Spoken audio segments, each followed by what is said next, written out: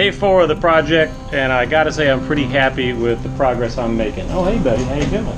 Things have been going pretty well. Got to finish each of the first 3 days feeling like I'd really accomplished something. Good way to start the project off. Now it's day 4, and I have to really get into the nitty-gritty. Now that I kind of have things set up, I need to start taking apart the chassis, focus on some portion of it, and carry through with the real work. There's gonna be days that go really quick and easy, or have some huge achievement with them, like the last 3, and then there's gonna be days where I kind of have to figure things out. My intentions were to remove the front beam and get it set up on an engine stand. Took a little inventory here and found that I don't have some things. I don't have the tie rod ends. These are shot, their boots are worn off of them, the tie rod ends are rusty. All 4 of them, and I need to replace all of them. Happy day when I get to that. So that's kind of what I'm doing tonight, is figuring that stuff out. Well, here we go, folks. There's a lot of work to do, and today we're going to continue by focusing on the parts that convert driver intentions into the direction of travel. In down-to-earth terms, that means we're removing everything that holds the front wheels on the car. That's the front beam, the brake drums, and we'll spend some time on the steering box too. The drums are kind of heavy, so they'll come off now to make lifting the front beam a little easier. It's good to remember that disassembly is the first step of reassembly. It's the one opportunity there is to see how and where everything fits together before the time comes to put it all back together. Mental notes are dangerous because they can fade. Instead, a little documentation and a consistent approach will leave some crumbs behind for the return trip. So in the future, I may be looking back at this video to figure out what I'm doing. A few years ago, I took a bunch of measurements and determined the beam needed to be shimmed a little bit on the passenger side. It probably wasn't necessary, but the shims are made so they'll get included in the upcoming paint party. Yeah, it looks like I had to cut that out a little bit so the bolt could pass through. An old engine stand makes a handy mount for front beam disassembly. The head will bolt right up using 2 of the bolts and seems to be sturdy.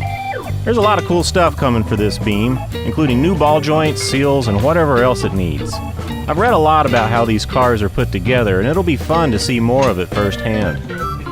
I think this will work. I'm liking this project. I'm sure there'll be parts that I don't like about it. Let's see, this is day 5 of the project, and it's time to start disassembling the front end and doing cleanup work. The first thing I've come to is the steering box. I actually dug an old one up yesterday. I want to put the best one I've got on here. Now I'm getting into it. I'm actually doing some of the repair work. I'm actually doing some stuff tonight, and it feels good. So this is pretty cool. I'm going to get started on this steering box here.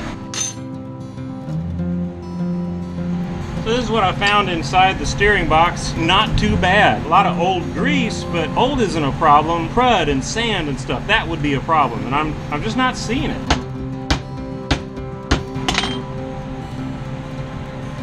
Ugh. Big glob of grease. So this nut is enormous, 40 millimeters. I'm gonna guess 40. Yeah, not sure about this one. It actually goes that way. I should be taking pictures of all of this. I'm gonna make a note of what direction that goes. I'm gonna guess this way. I'd like to get this lock nut free from this piece. It's got this weird arrangement here. That's actually 12 point. I'll take this hex head of a 5/8 inch bolt, fits in there nice and snug, jam a couple of nuts together, and that should give me a tool sufficient to loosen this. Let's get this guy set in a vise here. Tighten those 2 nuts together. It's pretty easy.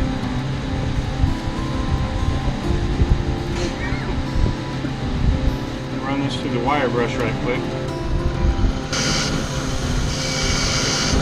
Next, so I was able to find this seal, 24 by 37 by 7 millimeter dual lip seal. This seal is going to be on the way. This seal I already have in a parts bin somewhere. Now the key here broke the seal, if you will. Yeah. A lot of times if it's physically difficult, you're doing it wrong. These old VWs are neat. Day Sunday, Monday, Tuesday, Wednesday, Thursday, Friday. Day 6 of the project.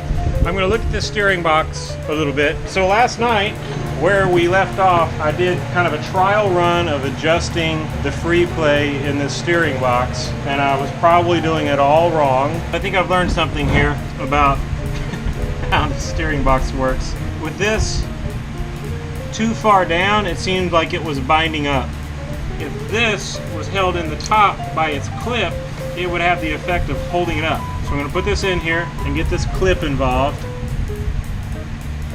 That's the clip installed, and what do you know, there's really no play there. Now it can rotate easy, but it's not like really loose in there. Any slop here in this adjustment screw in the top would add to slop in the steering. So that washer was actually a shim. Yeah. Now we'll thread this back through the cover and get this snug down. It's supposed to go all the way to one side and tighten it to where it just stops. It's kind of acting like it did last night. It's more loose at the edges. That's more consistent with the reading I was doing, that you would want it more accurate when you're going straight. And if there's going to be any slop, of which there's plenty, you'd want it at the edge. I tightened up this piece, and it appears to have changed everything. There's not the slop that I was experiencing just a moment ago. Well, hey, that's great. Okay, that's a good starting point. I'm gonna go with that. That's cool. This is not cool. I have an extra part. Great. The last bit of business before cleaning this thing up and installing the seals and all that are these two holes. These come with plastic caps. So I think what I'm going to do is tap that to accept some pipe plugs. Little Allen head pipe plug here. Looks like a set screw.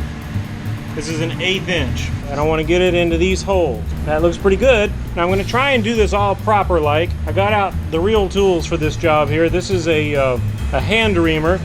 I'm going to ream out this hole so it has a taper in it before I even try to do the tapping. It's not actually crucial, especially in something soft like aluminum, but it's helpful because the tap itself is tapered and this pipe plug is tapered. Kind of have to go a little, try it, go a little, try it, and so on. Sure hope this works because I know those plastic plugs won't fit after I do this. Nice and smooth here.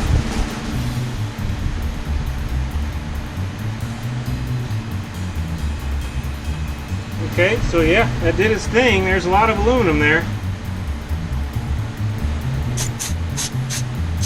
There's the tap. I'm going to do one at a time. Make sure I like the way it's going. Just in case I don't, I have that slim chance of fixing the problem now before ruining the next hole. The better chance that if I don't like the way this is going, I've just ruined it. So the tap, I'm going to go a little bit and then back up a bit to break off the chip. Go a little bit, back up a little bit. When I was a kid, my dad was really good to let me use his tools. We lost a lot of tools that way. But when I found out about taps, I drilled a hole, and I knew enough that the hole had to be smaller than the tap. I drilled a hole with an electric drill, and then I put the tap in the electric drill and snapped it right away. Like, well, that doesn't work. I don't know how long it was until I learned how to actually use a tap. You know, I'd broken the tool. I was probably scared to say anything. I just kind of want to see how it's going. So I can just barely get this started and then it gets snug. So I got further to go. So far, it seems like it's going okay. It's harder when it's shallow like this, but I got to make sure I get this tap right back in the threads that it's already cut, so I'm not cross-threading the tap.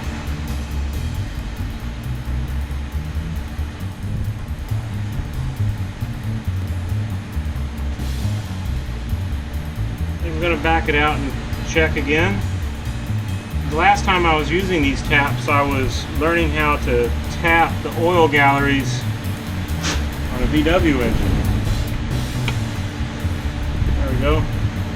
Okay, this is a little bit protruded here, so I need to go another couple threads deep.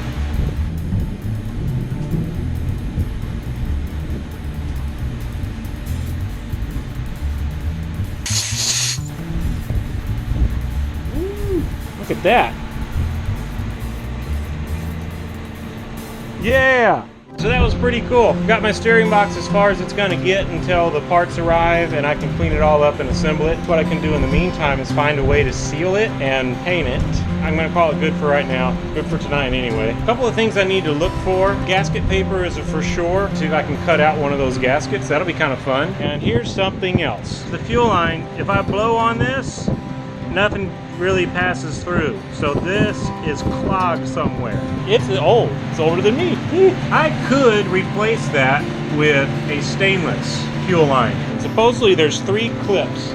So the new one would have to pass through all of that. And if I did this, if I went through all this trouble, I think I'd want to use stainless. Know that I'm not going to have the problem again. So I'm going to look into that a little bit, and then I think I'll call it a night. Hey, buddy. You checking out the car? Huh? You going to check out the project a little bit? I'm really encouraged by all the support the channel is getting. I appreciate every subscriber, commenter, and new viewer. So thanks for watching, and we'll see you soon. Bye now.